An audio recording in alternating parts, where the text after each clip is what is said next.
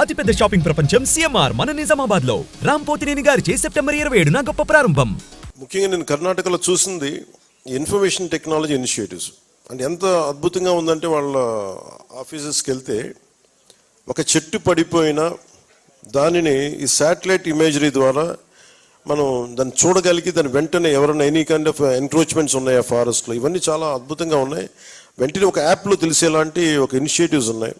అంటే వెంటనే రియల్ టైంలో మనం చూడొచ్చు ఏం జరుగుతుంది అనేది. అలాంటి టెక్నాలజీ వాళ్ళ దగ్గర ఉంది. సో దాన్ని కూడా మనకి సహకరించమని కోరాం. దాన్ని కూడా పెద్ద మనసుతోటి ఉన్నతాధికారులందరూ సహకరించారు.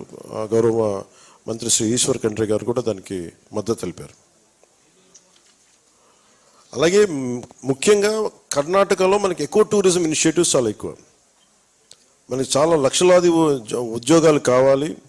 దాంట్లో భాగంగా ఎకో టూరిజం నుంచి ఎన్ని ఉద్యోగాలు మనకు రావాలనే దాని మీద గౌరవ ముఖ్యమంత్రి శ్రీ చంద్రబాబు గారు మాట్లాడుతున్నప్పుడు మనకి రివ్యూ మీటింగ్స్లో ఎకో టూరిజంని డెవలప్ చేయాలని చాలా బలంగా అనుకున్నాం. దాంట్లో భాగంగానే వారు ఎకో టూరిజంని ఎలా డెవలప్ చేశారు, ఆ విధానాలు ఏంటి, ఆ విధి విధానాలు మాతో పంచుకోమని, అలాగే మన అధికారులు అక్కడికి వెళ్ళటం, ఆ ఎకో టూరిజం ఇనిషియేటివ్స్ని మనం ఇక్కడ తీసుకురావటం కూడా జరుగుతుంది.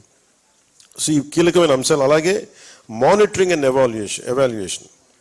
సో ఏమేమి జరుగుతున్నాయి, ఇద్దరు పిసిసిఎఫ్లు, మన కర్ణాటకను ఆంధ్రప్రదేశ్ చెందిన పిసిసిఎఫ్లు ఇద్దరు, ఉన్నతాధికారులు ఇద్దరు పరస్పరం దీన్ని ఎవాల్యుయేట్ చేస్తూ ఉంటారు. ఈ అనుకున్నాం టైం లైన్స్, అభివృద్ధి ఎలా ఉంది, ఎలాంటి ఇబ్బందులు ఉన్నాయి, వీటన్నిటిని ఎప్పటికప్పుడు సమీక్షలు చేసుకుంటూ ఉంటారు.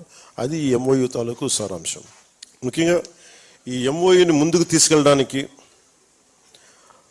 ఒక స్వాతంత్ర సమరయోధుడి కొడుకైన భీమన్న ఖండ్రేని, మన తెలంగాణ కర్ణాటక బోర్డర్లో ఉండే వ్యక్తి, ఆయన బిడ్డ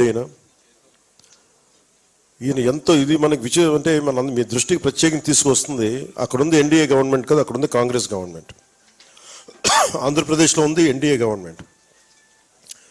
రెండు విభిన్నమైన ప్రభుత్వాలు ఉన్నప్పటికీ కూడా పెద్ద మనసుతోటి ఇది మనందరం గమనించాల్సింది ఏంటంటే, పార్టీల పరంగా మేము వేరే వచ్చామో కానీ ప్రజల అవసరాలకి మటుకు irrespective of parties, whether you belong to Congress or NDA or BJP, TDP or Janasena, ఎన్డీ ఏవైనా కానీ ప్రజల సమస్యల దగ్గరికి వచ్చేటప్పటికీ కాంగ్రెస్ పార్టీలో ఉన్నప్పటికీ ఆయన పెద్ద మనసుతో వచ్చి సహకరించకపోవడం చేయొచ్చు.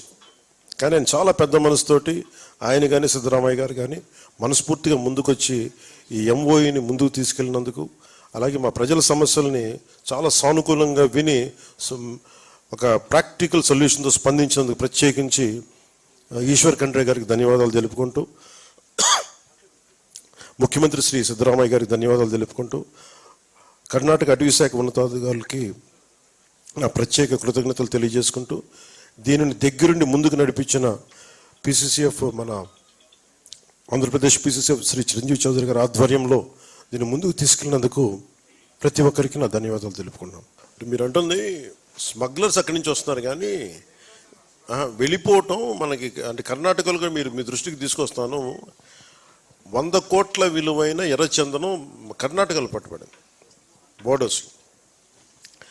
దానికి కూడా అంటే ఇది తమిళనాడు ప్రభుత్వంతో కూడా మాట్లాడాల్సిన అవసరం ఉంది. ఎర్రచందనం స్మగ్లర్స్ తమిళనాడు నుంచి వస్తూ ఉన్నారు. అది ఎందుకు ఆ పరిస్థితులు ఉన్నాయనే దాన్ని నెక్స్ట్ స్టేజ్లో తీసుకెళ్తాం. అది దాని మీద అవగాహన ఉన్నాం. Thank you. సుమన్ టీవీలో మీ పర్సనల్ అండ్ బిజినెస్ ప్రమోషన్స్ కోసం కింది నెంబర్కి కాంటాక్ట్ చేయండి.